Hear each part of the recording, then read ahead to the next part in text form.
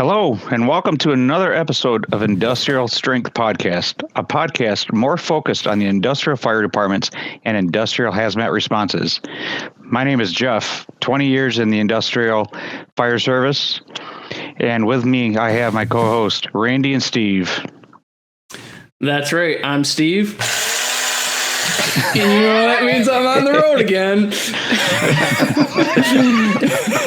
I've got 3 years of experience as a hazmat technician on the emergency response team and 10 years of industrial experience overall. Right. And my name is Randy, a hazmat specialist, 17 years on an industrial fire department doing hazmat. So the call today, around mid-morning of a typical summer work week, the least thing you're thinking about, a medical page went out for an emergency response team for a man down in a packout room on the second floor of a chemical synthesis building. No other details were given. That sounds like a typical call we would have. Yep. Yeah, sometimes our dispatch information ain't that great. If any. Sometimes. So on arrival to this building, ERT members were met by other workers from the building who quickly directed them to the packout room. The bystanders urged ERT members to go in and make a line-of-sight grab of the colleague. Yeah, so one thing I'd like to bring up about how our ERT works, I mean, if people haven't really jumped in and listened to maybe our history episode where we talk about the history of our department, we have emergency responders they're volunteer on call. And the way it works is when we get a page, like medical or otherwise, or fire or hazmat, whatever it might be, they're expected to kind of leave what their full-time job roles are in the company, only if it's safe to do so, right? So we're not supposed to leave a process to go fight a fire only to make a fire on the job we left. But so if it's safe, they're supposed to turn over what their workload is to someone else and go respond to that call for emergency response. And so they typically just respond directly to the scene, especially for medical calls, right? And so one of the other things I need to mention is while our emergency response vehicles, we have them all centralized at our on-site fire department, we do have EMS, like medical bags, distributed across the plant for faster response. And so if we happen to have on one of these emergency calls a need for a response vehicle, typically what would happen is the only full-timer who's there at the department, who is the chief, would bring the vehicle. Or if another emergency response team member were nearby the fire station, they might slide by, grab it, and then come to the scene with that vehicle. That's right. So, Steve, how did this go? Well, our initial responders to the scene were able to look through the windows of that airlock door into what they called the packout room, and they were able to observe more than one person was down on the ground. Now, no one in the building had any information or knowledge about what had occurred. So for those responders, they were kind of up in the air. What happened? Did somebody get hit with something and fall? Did some asphyxiant take place in there? Yeah, because the initial call was man down. Made it sound like a single person, right? Exactly. Yep. So on top of all those other things going through their head, then they had to start thinking, we got multiple men down. This could be a catastrophe. What is going on? Yeah. I think we also got an image of kind of like how this packout room is laid out and what the doors look like, so people can... Because I don't know if people are used to working in a facility that packages anything. They may not know.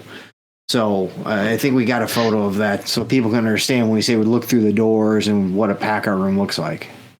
So, and these doors are just like a hospital setting where you got double doors that go through an airlock that's essentially contains negative pressure to keep everything from moving out into the normal production area. You can go to the airlock, but you have to wait for that door behind you to close first before you can open up the other door, whether it be the packaging room or vice versa, the unclassified area. Yeah, you're right. It's a safety interlock, so it's built into just about all those packout rooms we have. Yep. So at this point, pretty much everything was unknown to our response team, other than we had men down. Yeah. there was no obvious mechanism of injury for the people that were down in that room. There were no chemicals being packaged in the room at the time, so no exposures were really likely. There didn't appear to be any liquids leaking into the room or open drums of solvents. So once again, it seemed that the exposure was a dead end. A couple of factors that could not be immediately ruled out was nitrogen asphyxiation or a serious personal medical event. Randy, do you want to talk about nitrogen oh my gosh. Yeah, man. I got that one. Yeah. So nitrogen asphyxiation, right? So when you got more nitrogen than you got oxygen, right? So for us, it's a pretty serious industrial concern, right? Anytime you got a facility that uses nitrogen, it's always a great concern that you're going to have an issue where you have a leak and it overcomes the oxygen supply and really makes it an unbreathable atmosphere. Or technically, you could breathe it in, you'll just take one lungful, right? The rest is all automatic when you hit the floor. Yeah. But once again, so nitrogen asphyxiation, pretty serious. And oxygen deprivation leads to serious physical and mental effects, especially as your oxygen levels go lower, right? So, and just for reference, go ahead, Steve. I was going to say, at what point do we really have to start worrying about that oxygen level in the atmosphere causing that? So we consider anything less than 19.5% oxygen as being ideal H, right? Something where you need to put on some sort of SCBA or portable oxygen to supply yourself. And so really normal atmospheric oxygen is like a 20.9. So anything less than 19.5, we start being concerned. We're like, no, we need to have on supplied air. But there have been a lot of studies over the decades talking about oxygen deprivation. A lot of these studies actually come from the military, talking about fighter pilots, right? As they went to higher altitudes and they didn't have pressurized suits or they didn't have oxygen masks, what were those effects of oxygen deprivation on them? What they wound up finding is like the lower the oxygen you get, the worse off it becomes, right? Where once you get for like 12 to 16%, your body's going to kind of kick into overdrive. Your heart rate's going to go up. You're going to have increased breathing, right? It's because your lungs are trying harder to scrub oxygen out of the air you're breathing. Your heart's working harder to try and get that oxygen circulated around. But, it's a losing game because it's not the amount you need. And then once that oxygen falls even lower to like 10 to 14%, that's when you start getting like serious lapses in mental judgment happening, and you don't think clearly, don't act clearly, don't speak clearly. You might start actually having breathing difficulties like intermittent breathing. So you're getting less than 8 in, or those breaths are shallow and they're really ineffective. And you're going to start having exhaustion with minimal exertion. And that's one of those things you got to think about, like this kind of descriptions of people when they do mountain climbing and they're really thin air. That's really thin air. And then anything like 6 to 10%, man, then you start going into things that are involuntary, like vomiting, lethargic movements. You'll start falling down in consciousness, and anything less than 6%, then you're talking about you're going to stop breathing. You're going into cardiac arrest, man. That's like the range for dying. Yep. So I know nitrogen is a really serious thing that we have to deal with for that asphyxiation. Yeah. But correct me if I'm wrong, isn't the atmosphere, aside from that 20.9% of oxygen, actually nitrogen? You're right, yeah.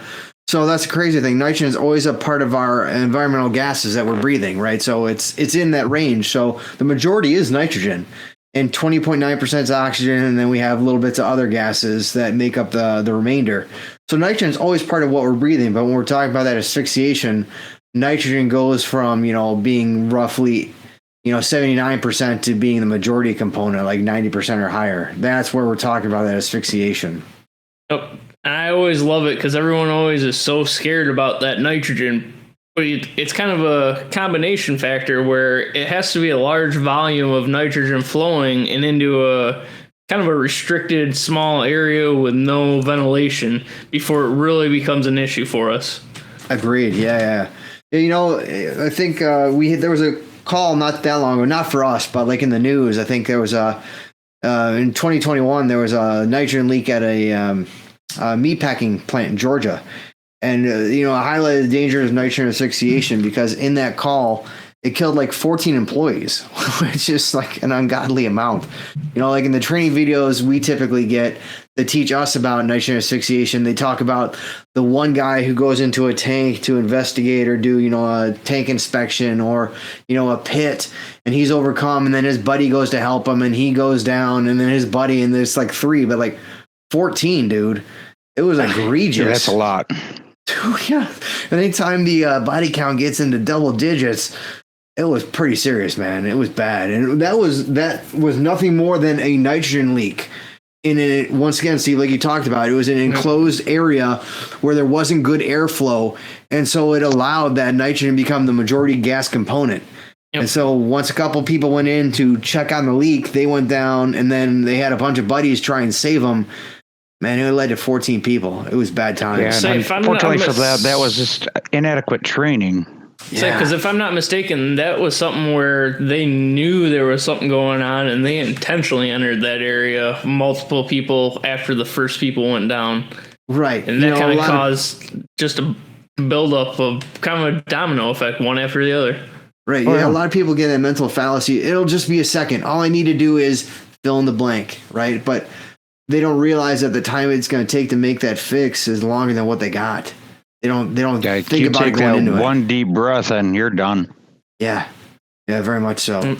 So, yeah, I think, you know, it goes back to a lack of training. I think in Georgia that was the case. They found it was a lack of training by the employer on the dangers of nitrogen, right? And once again, for us, I'm glad that we talk about that at work and we have safety videos and routine training on it. But, you know, it's one of those things where how closely are people paying attention to the training, right? How hard do they actually take it and think about it and think about what they would do in that situation, right? It's one thing to make the training available. It's another thing to internalize it and realize what you got to do or how you got to do things. Oh, absolutely. And it's another thing to put it in a computer form and just say, here, play this on an annual basis. Here, right. Do this. Yeah, how when many you people when you see your buddy down, you don't... Yeah. You lose track of your thinking on that. Right, yeah. Very much so. A lot of that higher intelligent, like what should you really do, goes out the window. And it goes down to base, I'm saving my buddy, right? I'm not letting him go down. Yep. So internal primal instinct. Yeah. Now, getting back to our call, our ERT responders did not blindly enter the packout room in this instance. Yay, us. They instead decided to use LEL and O2 meters with a sampling wand to test that interior atmosphere before they did anything. And the readings from the meters showed that there was actually no detectable LEL and that the oxygen in the area was the typical atmospheric 20.9%.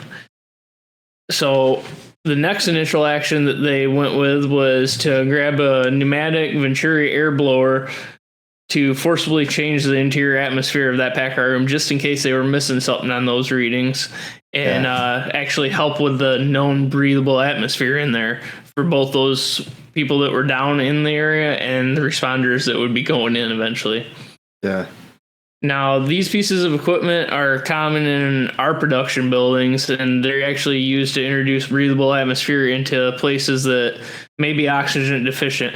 We use these in instances like when we vac dry vertical and horizontal tanks for both dry charging product material that we're worried about any type of a solvent residue and vapor causing high LEL or static from the product hitting, reacting with that material, and for our tank entries for inspection for personnel going into the tanks, making those breathable atmosphere for them. That's what I remember using it for most, was like tank inspections. You would do the cleaning and the drying, and then our tanks are always nitrogen inerted, so I remember you always have to use, we used to call them air horns. You just grab an air horn, and then you'd put it in the tank, let it sit for a half hour to completely change out the internal atmosphere of that tank so you could actually get in there and do a tank inspection.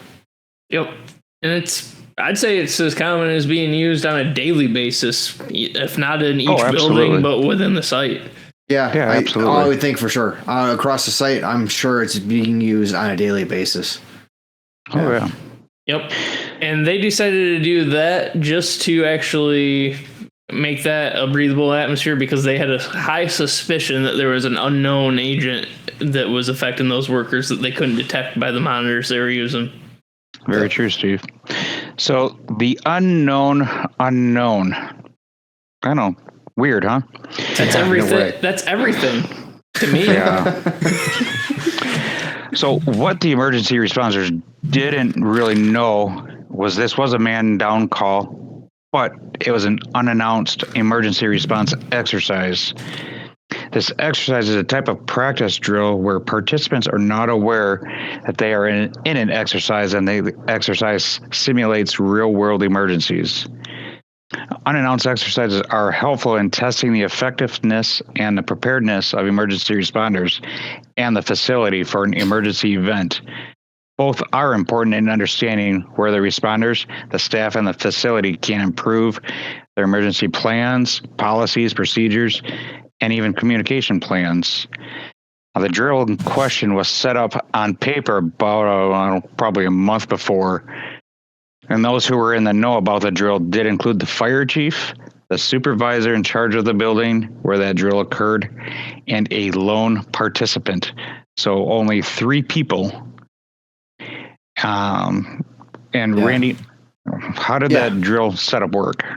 Yeah, so it was a small circle of trusted individuals of which the emergency response team was not part of it.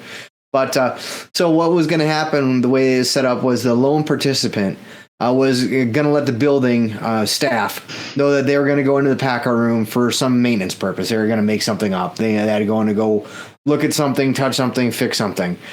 And then once that person was in that packout room, he was going to lay down on the ground until he was rescued by ERT. So once again, could be a variable amount of time, but that was part of the drill. How long would it take? And, what did people do once they noticed? And then if anyone, including ERT members, entered that packout room without proper PPE or some way to protect against oxygen deficiencies, that lone participant was to tell them that they now became part of the drill and they had to get on the ground as a victim. So, I believe they got a tap on the shoulder. You're now dead. Yep. Which is how I think our dispatch went from lone man down to when we arrived on the call, 4s of people down. Yeah. So, Steve, how did that call escalate? So once the drill, and we'll call it that for those of us that were in the emergency response side, but for the building, I would say it was a catastrophe. Yeah. A very emotional situation. It was. Once we began that drill and things started going according to plan for those who had planned it, the lone participant actually informed the building operational staff that he was going into that packout room to do some quick maintenance. Nothing out of the ordinary, just have to do a quick gasket change or quick valve closure. No big deal. Yeah. The worker then laid on the floor in the packout room and waited for somebody from operational staff to notice he was laying there. He may have been laying there a while. I really don't know because we weren't in on this initial part of the call. Yeah. But someone who was from the operational staff walked by and they saw him and correctly called out to the fire station for emergency response. The operations staff then tried to do a line of sight grab like we've talked about in some of our previous episodes, which if you have the correct training and use the proper PPE, it's a great thing. You can do it real quick by yourself, and you can make that call go from a notification to the family member that their loved one isn't coming home to, hey, this happened. They'll be home right after work. No problem. Mm-hmm. But in this instance, it's like Jeff said, it was a tap on the shoulder. Hey, you're now part of this. You're down as well, and you're dead. Yeah. I think part of the issue with this is like when people, like especially operations, try to do that line of sight grab, like Jeff talked about, those doors, right? They got that safety interlock where they hit the airlock door to get in the airlock, and then they probably pried open the packout room door and then slip themselves in to grab them, and that packout room door shut behind them, right? So even if it were a true, nitrogen environment in there, there was no open doors. There's no way to exchange that oxygen in, nitrogen out. So they were done for as soon as that door shut. I've seen it hundreds of times on the operational side. That's exactly what happens. You get tired of waiting for that timer on the airlock, and you just rip the door open. Yeah. And that timer isn't like terrible, man. It's like 30 seconds, but then again, people get impatient. It's time for the slowest of pallet jack drivers to get a pallet jack through there, let alone somebody walking through. Yeah. But yeah. So, as said earlier, the pneumatic Venturi air horn was used to push that clean air into that packout room.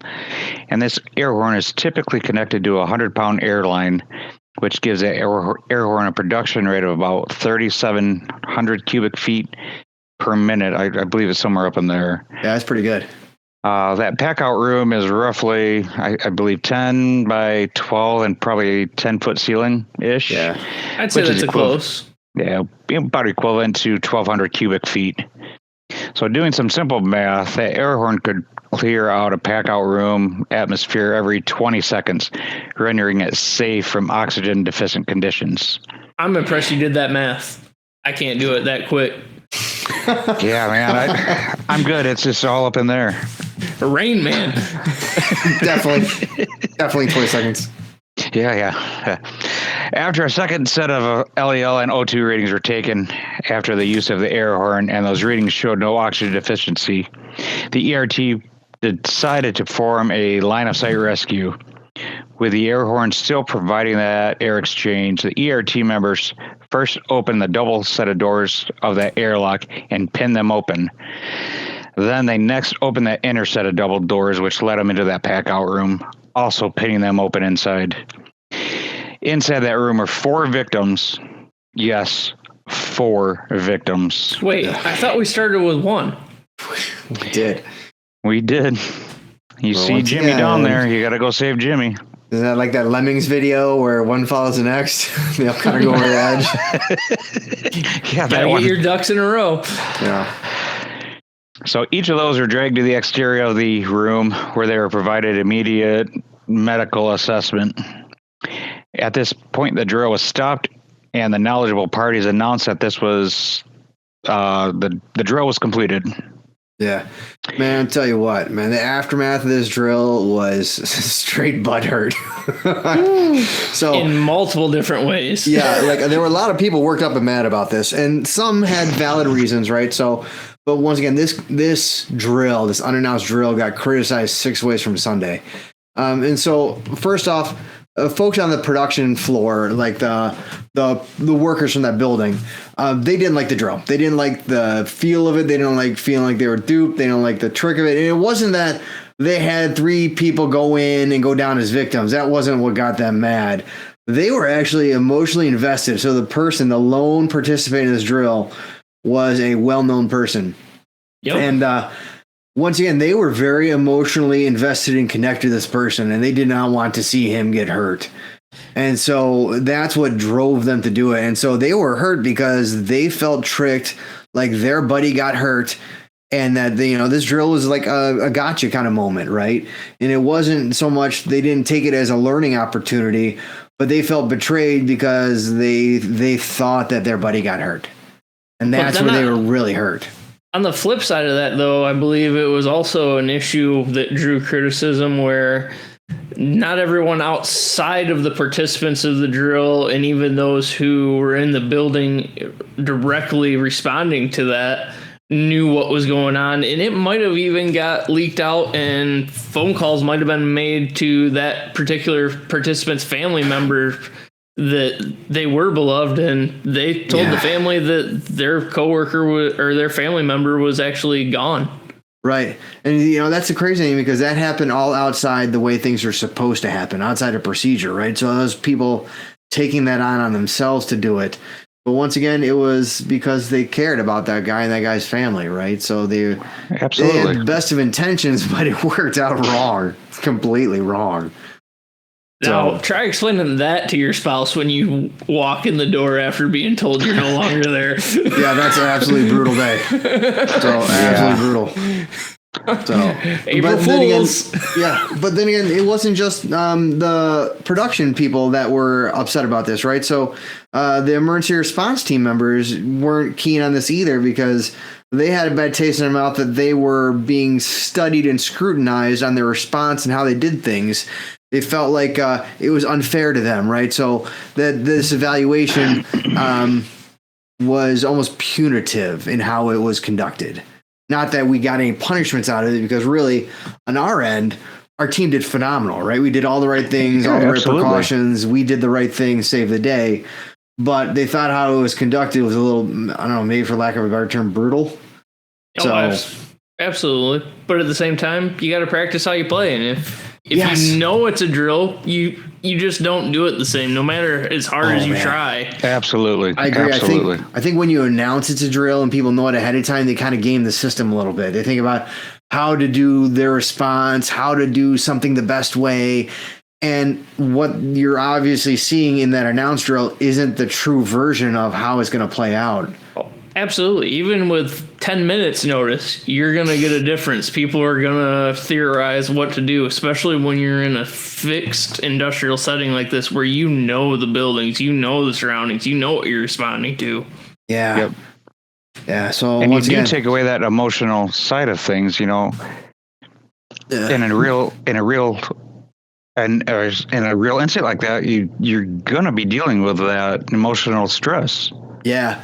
Oh, agreed. Right. And so it's one of those things where I think a lot of the people on the emergency response team knew this guy too, right? He was pretty beloved. And so we were emotionally invested, right? It's hard not to be, especially, that's maybe the downside of being an emergency responder industrial plant. You know, a lot of the people, and the longer you work there, the more people you know. The odds of you coming across someone you know and working on them becomes incrementally higher. Absolutely. Yep. So, but I do have to say the one thing that this drill was a clear benefit on is like stress inoculation, right? So running something that's a high stakes call like this as a practice, it kind of helps you get repetitions in something that is a literal life or death situation. It maybe helps you so that the next time you're not maybe running around unsure about what to do or how to do it because you've had this practice once before. But that, I don't know, man. To me, that might be like the best saving grace for this exercise. I think so. I agree. Oh, absolutely. I don't think we've had any other scenarios like this that have helped us in that real world aspect like this one did. I would agree. I don't think we've done another one quite like this, but I don't know if that's because this this drill got so much blowback on it, or that might be some part of it. Yeah, or we just haven't seized the opportunity to do it again that way. I'm not sure, but probably a little bit of both. Maybe it's one of those things you got to do about every 10 or 15 years, so we lose that kind of memory on that call. Only five of us know what happened. There's a lot of people that still remember that. That's true. There are a lot of people that remember it. But again, with turnover in 10 to 15 years, maybe only a handful of us will have been there to remember. It's true. Yeah, maybe. We got turnover. But tell you what, how about we reach out to the listeners, right? So has anyone else ever had an unannounced drill? Like, has anyone else ever experienced this kind of thing? How about you share your thoughts with us? Let us know if you've ever run across this kind of thing. So reach out, hazmatharder@gmail.com. Let us know what your experience was. And if you need any, or if want any future requests for episodes. Yeah, once again, we've got a lot of experience. If you want to talk about calls of a certain chemical, certain nature, certain hazard, suits, equipment, let us know, right? Once again, hazmatharder@gmail.com. And with that experience, we're always looking for suggestions and just conversation from outside industrial departments, because that's how we gain that knowledge, is actually learning from others as well as what we deal with on site. Yeah, networking is important. Now, so next Steve, time, do we have a teaser for the next episode? I believe we do. I think next episode we're going to be talking about lithium batteries, and we're going to possibly have someone that has some experience with that on the show with us. Nah, son. I think next episode, heavy metal. Heavy metal. I like it. This is where we put in Slayer or something. We'll get them as Thank a you guest. guys again for tuning in, and we'll see you next time. See ya. Hazmat harder. Yeah.